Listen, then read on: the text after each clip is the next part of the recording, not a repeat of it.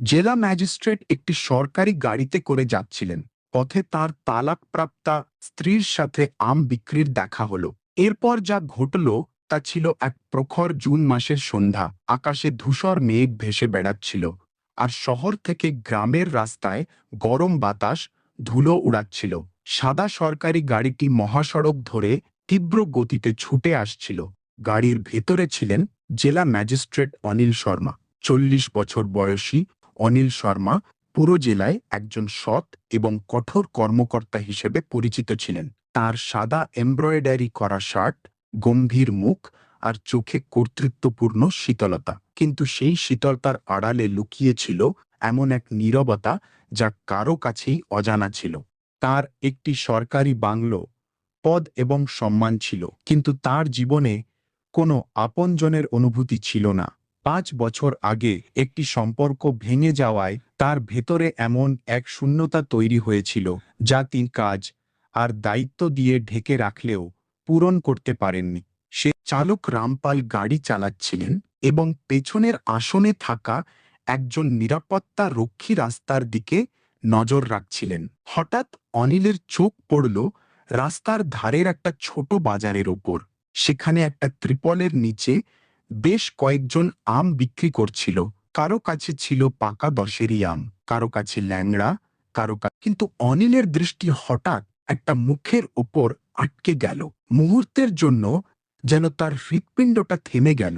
হাতের ফাইলটা হাত থেকে পড়ে গেল। সাধারণ একটা সুতির শাড়ি পরা এক মহিলা রাস্তার ধারে আম ওজন করছিলেন। রোদে তার মুখটা ছিল রোদে পোড়া, কপালে ঘামের ফোঁটা, চুল। কিন্তু অনিল ওই মুখটা কখনো ভুলতে পারবে না। এ ছিল মনিকা, তার তালাকপ্রাপ্ত স্ত্রী।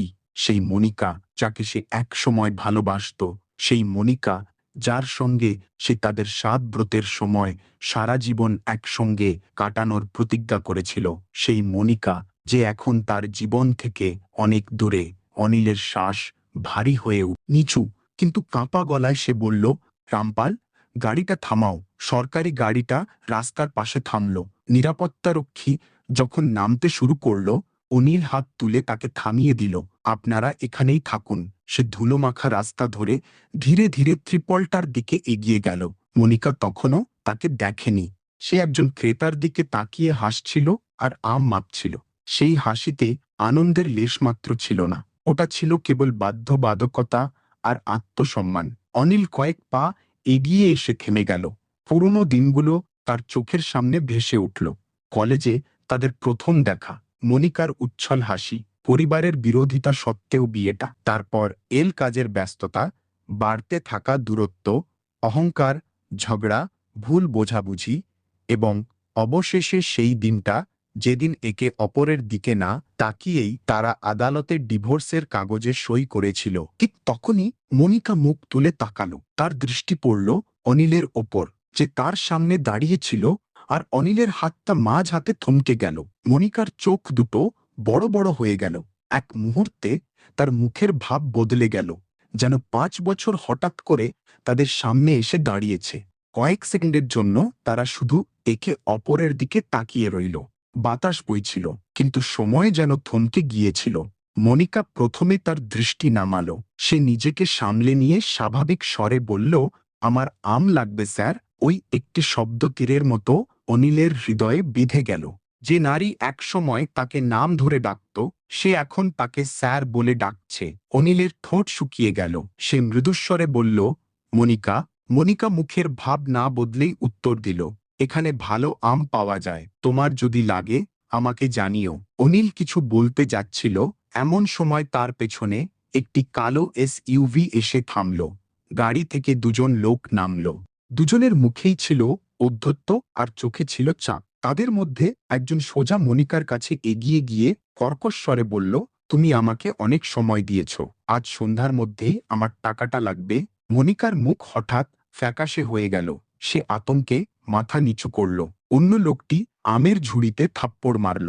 আমরা এখানে মজা করতে আসিনি। অনিলের চোখ সরু হয়ে এলো। সে বুঝতে পারল এটা কোনো সাধারণ ব্যাপার নয়। মনিকা কোনো এক সমস্যায় পড়েছে, গুরুতর সমস্যায়। কিন্তু প্রশ্নটা ছিল, তার তালাকপ্রাপ্ত স্ত্রী কিভাবে এই লোকগুলোর খপ্পরে পড়ল, এবং তার চেয়েও বড় কথা, 5 বছর পর ভাগ্য কেন তাদের এই মুহূর্তে একত্রিত করল। কালো এসইউভিটির কাছে দাঁড়িয়ে থাকা লোক দুটোর চোখে এমন কঠোর দৃষ্টি ছিল যে কাছাকাছি আম কিনতে আসা লোকেরাও ধীরে ধীরে পিছিয়ে গেল। মনিকা নিজেকে সামলে নিয়ে নরম স্বরে বলল, আমি আপনাদের আরও কয়েকদিন সময় দিতে বলেছিলাম। প্রথম লোকটি হেসে উঠল। তার হাসিতে কোনো মানবিকতা ছিল না। আমি গত 3 মাস ধরে এই কথাই শুনে আসছি। দ্বিতীয় লোকটি পা দিয়ে আমের ঝুড়িতে লাথি মারল, যার ফলে কয়েকটি আম গড়িয়ে রাস্তায় পড়ে গেল। এতে অনিল শর্মার ভেতরে জমে থাকা রাগ জেগে উঠল। সে চুপচাপ দাঁড়িয়ে সবকিছু দেখছিল, কিন্তু পরমুহূর্তে তার গলা গর্জে উঠল, হাত নামাও। দুজন লোকই ঘুরে অনিলের দিকে তাকালো। প্রথমে তাদের মুখে বিস্ময়, তারপর ঔদ্ধত্য ফুটে উঠল। প্রথম লোকটি অনিলকে আপাদমস্তক দেখে বলল, হস্তক্ষেপ করবেন না স্যার, এটা আমাদের ব্যাপার। মনিকা ভয়ে ভয়ে অনিলের দিকে তাকালো। তার চোখে ভয় স্পষ্ট ছিল, যেন সে চায় না ব্যাপারটা আরও বাড়ুক। কিন্তু অনিল পিছু হটার পাত্র ছিল না। সে শান্ত কিন্তু ভারী গলায় জিজ্ঞেস করল, আপনারা কত টাকা চান? লোকটি বাঁকা হাসি হেসে উত্তর দিল, 5 লক্ষ। এই কথা শুনে অনিলের ভ্রু কুঁচকে গেল। মনিকা রাস্তার ধারের এক আম বিক্রেতা, আর 5 লক্ষ টাকার দেনা। ব্যাপারটা আরো অনেক গভীর ছিল। অনিল মনিকার দিকে তাকালো। কি হয়েছে? মনিকা দৃষ্টি নামিয়ে নিল। তার ঠোঁট কাঁপছিল, কিন্তু কোনো কথা বের হলো না। ঠিক তখনই দ্বিতীয় লোকটি বলল, আপনি যথেষ্ট জিজ্ঞাসা করেছেন। যদি টাকা না দেন তাহলে আপনাকে জিনিসগুলো নিয়ে যেতে হবে। সে এগিয়ে গিয়ে আমের ঝুড়িটা ছিনিয়ে নিল। পরমুহূর্তে অনিল তার হাতটা শক্ত করে ধরে ফেলল। লোকটি যন্ত্রণায় কুঁকড়ে গেল। ছেড়ে দাও। অনিলের চোখে সেই একই প্রশাসনিক কঠোরতা জ্বলে উঠল, যা দেখে বড় বড় অপরাধীরাও ভয় পেয়ে যেত। সে পকেট থেকে তার পরিচয়পত্র বের করে তার দিকে বাড়িয়ে ধরল। জেলা ম্যাজিস্ট্রেট অনিল শর্মা। দুজনের মুখ থেকেই রক্ত সরে গেল। কয়েক সেকেন্ড আগেও যে ঔদ্ধত্য ছিল তা উধাও হয়ে গেছে। সে হঠাৎ অদৃশ্য হয়ে গেল। কাছাকাছি দাঁড়িয়ে থাকা লোকজনও ফিসফিস করতে শুরু করল। প্রথম লোকটি ভয় পেয়ে গেলেও নিজেকে সামলে নিয়ে বলল, স্যার, আমি জানতাম না। অনিল তার হাত ছেড়ে দিয়ে ঠান্ডা গলায় বলল, এখন আমি জানি। কোনো ঝামেলা না করে এখান থেকে চলে যাও। দুজনই একে অপরের দিকে তাকাতে শুরু করল। যাওয়ার সময় প্রথম লোকটি মনিকার দিকে ঝুঁকে ধীর কিন্তু বিপজ্জনক স্বরে বলল, আজ তুমি বেঁচে গেছ, কাল তুমি বাঁচবে না। তারপর তারা দুজনেই এসইউভিতে উঠে চলে গেল। কিছুক্ষণ রাস্তাটা নিস্তব্ধ হয়ে রইল। বাতাসে আমের গন্ধ লেগছিল, কিন্তু ভয় পুরো পরিবেশটাকে গ্রাস করে ফেলছিল। মনিকা মাটিতে পড়ে থাকা আম কুড়াতে শুরু করল। অনিল এক মুহূর্ত তার দিকে তাকিয়ে রইল। কখনো কখনো এই হাতগুলোই তার জন্য চা বানা, কখনো কখনো তার ফাইলপত্র নাড়াচাড়া করত। আজ সেই হাতগুলোই ধুলোয় পড়ে থাকা আম কুড়াচ্ছিল। অনিলের ভেতরে একটা অদ্ভুত যন্ত্রণা অনুভব হল। সে ঝুঁকে এক টুকরো কাগজ তুলে মনিকাকে দিল। মনিকা তার দিকে না তাকিয়েই আমটা নিল এবং নিচু স্বরে বলল, তোমার এখানে থাকা উচিত হয়নি। অনিল জিজ্ঞেস করল। মনিকা প্রথমবারের মতো সরাসরি তার চোখের দিকে তাকালো। ওই চোখে যন্ত্রণা ছিল, কারণ আমার জীবনটা আর আগের মতো নেই। এই কথা শুনে অনিলের যেন পুরনো কোনো ক্ষত আবার জেগে উঠল। সে মৃদুস্বরে বলল, আর আমার জীবনটাও তেমন ভালো কাটেনি। মুহূর্তের জন্য মনিকা চুপ হয়ে গেল। তারপর বলল, 5 বছর পর এইসব আর ভালো লাগে না স্যার। আবার সেই কথা স্যার। অনিলের বুকে আবার একটা মোচড় দিয়ে উঠল। সে মৃদুস্বরে জিজ্ঞেস করল, মনিকা, তুমি এখানে আম বিক্রি করছো কেন? আর 5 লাখ টাকার ব্যাপারটা কি? মনিকা উত্তর দিল না। সে শুধু আমের ঝুড়িটা একটু ঠিক করে বলল, তুমি যাও, তোমার পথ আলাদা আর আমার পথ আলাদা। কিন্তু তখনই অনিলের চোখ পড়ল মনিকার হাতের ওপর। তার কবজিতে একটা হালকা নীল দাগ ছিল, যেন কেউ শক্ত করে ধরে ব্যথা দিয়েছে। অনিলের দৃষ্টি বদলে গেল। এখন এটা শুধু একটা পুরনো সম্পর্ক নিয়ে নয়, এখানে একটা গোপন রহস্য লুকিয়েছিল, যা মনিকা যে কোনো মূল্যে লুকাতে চেয়েছিল। আর অনিল শর্মা প্রথমবারের মতো বুঝতে পারল যে এই সাক্ষাৎ হয়তো ভাগ্যের কোনো কাকতালীয় ঘটনা নয়, বরং এক বড় ঝড়ের সূচনা। মনিকা তার কবজিটা পিঠের পেছনে লুকানোর চেষ্টা করল। অনিল শর্মার চোখ তীক্ষ্ণ হয়ে উঠল। সে বছরের পর বছর ধরে মানুষের চোখ আর মুখ দেখে আসছে। সে ভয়, মিথ্যা আর অসহায়ত্ব ধরতে পার। সে নিচু কিন্তু দৃঢ় স্বরে জিজ্ঞেস করল, এই দাগটা কিভাবে লাগলো? মনিকা এক মুহূর্ত থামল। তারপর স্বাভাবিক থাকার চেষ্টা করে বলল, কিছু না, মালপত্র তুলতে গিয়ে হয়েছে। কিন্তু তার গলার স্বর তাকে সমর্থন করছিল না। অনিল বুঝতে পারল সে সত্যিটা লুকাচ্ছে। বাতাস ত্রিপলটা উড়াতে শুরু করেছিল এবং রাস্তার ধারে ত্রিপলটা পতপত করে উড়ছিল। তার চারপাশের লোকজন ধীরে ধীরে সরে গেল। এখন ছিল শুধু মনিকা, আমের ঝুড়িগুলো আর সরকারি গাড়িটার কাছে দাঁড়িয়ে থাকা নিরাপত্তা কর্মীদের উদাস দৃষ্টি। অনিল শান্তভাবে বলল, আমার কাছে সত্যিটা লুকানোর কোনো দরকার নেই। মনিকা হালকা হাসল। সেই হাসিতে ছিল যন্ত্রণা। সত্যিটা শেষ হয়ে গেছে অনিল। 5 বছরে এই প্রথম সে তাকে নাম ধরে ডাকল। এটা শুনে অনিলের যেন ভেতর থেকে একটা বন্ধ দরজা খুলে গেল। সে মৃদুস্বরে বলল, যদি সত্যিটা শেষ হয়ে যেত, তুমি আমাকে এভাবে ছোট করে দেখতে না। মনিকা কয়েক সেকেন্ড চুপ করে রইল। তার চোখে জল ভরে উঠল, কিন্তু সে নিজেকে সামলে নিল। তোমার এখানে থাকা উচিত না। লোকে কথা বলবে, অনিল পাল্টা জবাব দিল। সম্পর্কটা যখন ভেঙে গিয়েছিল তখনও তো লোকে কথা বলেছিল। তখন আর কি বাকি ছিল? মনিকা কোনো উত্তর দিল না। সে বমিগুলো জড়ো করতে থাকল। ঠিক তখনই এক দমকা হাওয়ায় একদিকের ত্রিপলটা ছিঁড়ে গেল আর কিছু কাগজ রাস্তায় উড়ে পড়ল। মনিকা ঘাবড়ে গেল। সে কাগজগুলো কুড়াতে দৌড়ে গেল, কিন্তু অনিল এর মধ্যেই একটা কাগজ দেখে ফেলেছিল। সে ঝুঁকে কাগজটা তুলে নিল। ওটা ছিল একটা ব্যাংকের নোটিশ, বড় বড় অক্ষরে লেখা, টাকা পরিশোধ না করার জন্য সম্পত্তি বাজেয়াপ্ত করার কার্যক্রম। নিচের টাকার পরিমাণটা দেখে অনিল হতবাক হয়ে গেল। এটা 5 লাখ ছিল না, বরং মোট দেনা ছিল 8 লাখেরও বেশি। সে কাগজটা মনিকার দিকে বাড়িয়ে দিল। এটা কি? মনিকার মুখ আতঙ্কে ভরে গেল। সে তাড়াতাড়ি কাগজটা নিয়ে বলল, তোমার এটা নিয়ে চিন্তা করা উচিত নয়। অনিলের গলা ভারী হয়ে গেল। মানে, কারণ যারা এইমাত্র এখানে এসেছিল তাদের দেখে তো শুধু টাকা চাইতে এসেছে বলে মনে হলো না। মনিকা অন্যদিকে তাকালো। তার মুখে ক্লান্তি স্পষ্ট ফুটে উঠেছিল। কিছুক্ষণ পর সে মৃদুস্বরে বলল, জীবন সবাইকে দ্বিতীয় সুযোগ দেয় না অনিল, আমিও পাইনি। এ কথা শুনে অনিলের পুরনো স্মৃতিগুলো ভিড় করে এলো। তার মনে পড়ল সেই রাতের কথা, যখন ডিভোর্সের আগে তাদের মধ্যে শেষ বড়। মনিকা কেঁদে বলেছিল যে সে একা একা পড়াশোনা করবে, আর অনিল রেগে গিয়ে বলেছিল, আমার আবেগের জন্য সময় নেই। ওই কথাগুলোই তাদের সম্পর্কের কফিনে শেষ পেরেক হয়ে দাঁড়িয়েছিল। আজ সেই একই পুরুষ তার সামনে দাঁড়িয়ে আছে, আর সেই একই নারী ধুলোর মধ্যে বসে আম বিক্রি করছে। অনিল প্রথমবারের মতো বুঝতে পারল যে জীবন হয়তো তাদের দুজনের সাথেই হিসাব চুকিয়ে দিয়েছে। ঠিক তখনই দূরে মেঘ গর্জন করে উঠল, আর রাস্তায় বৃষ্টির প্রথম ফোঁটা পড়তে লাগলো। মনিকা তাড়াতাড়ি ঝুড়িগুলো ঢাকতে শুরু করল।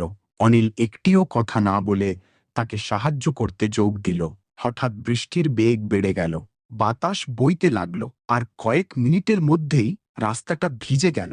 মনিকা অবাক হয়ে দেখতে লাগলো। এই প্রথমবার সে দেখল একসময়ের জেলা ম্যাজিস্ট্রেট তার 7টি আমকে ধুলো আর বৃষ্টি থেকে আড়াল করছেন। কিন্তু তারপর হঠাৎ তার দৃষ্টি রাস্তার অন্য দিকে চলে গেল, আর ভয়ে তার মুখ কঠিন হয়ে উঠল। অনিল ফিরে তাকাল, এবং অল্প দূরে সেই একই কালো এসইউভি গাড়িটি পার্ক। এবার সেটার জানালাগুলো বন্ধ ছিল, আর ভেতরের লোকটি সেগুলোর দিকে তাকিয়েছিল। মনিকার হাত কাঁপতে লাগল। সে ভয়ে নিচু স্বরে বলল, অনিল, দয়া করে এখন চলে যাও। তুমি জানো না এটা কতটা বিপজ্জনক। কিন্তু অনিলের চোখ এখন গাড়িটির দিকে স্থির। সে পরিষ্কার বুঝতে পারছিল যে এটা শুধু দেনার গল্প নয়, এর পেছনে একটি অন্ধকার রহস্য লুকিয়েছিল, যার বিরুদ্ধে মনিকাকে একাই লড়তে হয়েছে। বৃষ্টি এখন আরও তীব্র হয়ে উঠেছে। রাস্তায় জল বইছে, আর দূরে পার্ক করা কালো এসইউভিটির হেডলাইট বৃষ্টির চাদর ভেদ করে জ্বলছে।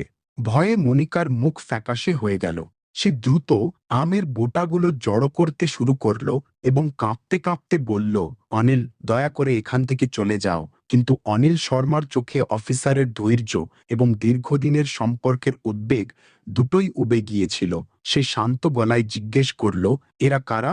মনিকা চোখ নামিয়ে নিল। তোমার জ্ঞান কোনো কিছুই বদলাতে পারবে না, অনিল দৃঢ় কণ্ঠে বলল। আমি আর কোনো প্রশ্ন করব না। এই সেই সুর যা দিয়ে সে পুরো জেলায় রায় ঘোষণা করত। কিন্তু মনিকা সেই কণ্ঠকে ভয় পেত না। সে অশ্রুসিক্ত মুখে তার দিকে তাকিয়ে বলল, জীবন কোনো আদালত নয় অনিল। এখানে তুমি সব প্রশ্নের উত্তর পাবে। ঠিক তখনই কালো এসইউভি গাড়িটি ধীরে ধীরে এগিয়ে এসে রাস্তার পাশে থামল। এবার গাড়ি থেকে শুধু একজন লোক নামল। লম্বা, কালো রেইনকোট পরা, মুখে এক অদ্ভুত শীতলতা। সে সোজা মনিকার দিকে এগিয়ে গেল। তার চোখে এমন নির্লজ্জতা ছিল যেন সে মনিকাকে মানুষ নয়, একটি পণ্য বলে মনে করে। তুমি অনেক সাহস অর্জন করেছ, সে নিচু কিন্তু বিষাক্ত স্বরে বলল। এখন জেলা ম্যাজিস্ট্রেট তোমাকে বাঁচাবেন। মনিকা পিছিয়ে গেল। অনিল এসে তার সামনে দাঁড়ালো। লোকটি হালকা হাসল। সরকারি চাকরি সব জায়গায় চলে না, স্যার। অনিল তার চোখের দিকে তাকিয়ে জিজ্ঞেস করল, তোমার নাম কি? লোকটি জিজ্ঞেস করল, নিজের নাম জানলে কি করবে? আসল নাম হলো টাকা। তাদের মুখে বৃষ্টি পড়ছিল, কিন্তু পরিবেশ আরো গরম হয়ে উঠছিল। ঠিক তখনই লোকটি তার পকেট থেকে এক টুকরো কাগজ বের করে মনিকার দিকে বাড়িয়ে দিল। মনিকা বিপদে পড়েছিল, সে তা নিতে অস্বীকার করল। লোকটির কণ্ঠস্বর হঠাৎ কঠোর হয়ে উঠল। এটা তোমার শেষ সুযোগ, নইলে তুমি যে গোপন কথা লুকিয়ে রেখেছ তা পুরো শহরের কাছে ফাঁস হয়ে যাবে। এই কথা শুনে মনিকার চোখে এমন ভয় ফুটে উঠল যে অনিলের বুকটা ধুক করে উঠল। সে সঙ্গে সঙ্গে তার হাত থেকে কাগজটা ছিনিয়ে নিল। এটা কোনো সাধারণ কাগজ ছিল না, এতে একটি পুরনো গুদামের চুক্তিপত্র এবং কিছু স্বাক্ষর ছিল। নিচে মনিকার নামও লেখা ছিল। অনিল ভ্রুকুটি করল। এসব কি? লোকটি হাসল। স্যার, ব্যাপারটা অনেক বড়। আপনার প্রেমিকা একটা বড় চালাকি করেছে। মিথ্যা বলবেন না। মনিকা হঠাৎ চিৎকার করে উঠল। বৃষ্টির মধ্যে তার স্বর প্রতিধ্বনিত হল। সে কাঁপছিল, তার চোখে ভয় আর রাগ ছিল। লোকটি ঠান্ডা গলায় হাসল। যদি এটা মিথ্যাই হয় তাহলে আমাকে টাকা দিচ্ছ কেন? অনিলের মাথায় নানা চিন্তা ঘুরপাক খেতে লাগলো। এটা শুধু একটা ঋণের ব্যাপার ছিল না, এটা কোনো পুরনো চুক্তি আর চাপের ব্যাপার ছিল। সে লোকটিকে এক্ষুনি চলে যেতে বলল, বাকিটা থানে আলোচনা করা হবে। লোকটির হাসি আরো চওড়া হলো। পুলিশ, আইন, ব্যবস্থা, স্যার, এমন কিছু খেলা আছে যেখানে ফাইল কাজ করে না। এই বলে সে অনিলের খুব কাছে এসে নিচু স্বরে বলল, আপনাকে একটা পরামর্শ দিই। তোমার পুরনো জীবন থেকে দূরে থাকো, নইলে তুমি তোমার পদ এবং সম্মান দুটোই হারাবে। এই কথা শুনে অনিলের চোখে আগুন জ্বলে উঠল। কিন্তু কথাবার্তা আরো গভীর হওয়ার আগেই লোকটি এসইউভিতে ফিরে গেল এবং গাড়িটি জল ছিটিয়ে অন্ধকারে অদৃশ্য হয়ে গেল। কয়েক সেকেন্ডের জন্য শুধু বৃষ্টির শব্দ শোনা যাচ্ছিল। মনিকার শরীর কাঁপছিল। সে হঠাৎ কাছের একটা চেয়ারে বসে পড়ল, যেন তার পায়ে সমস্ত শক্তি চলে গেছে।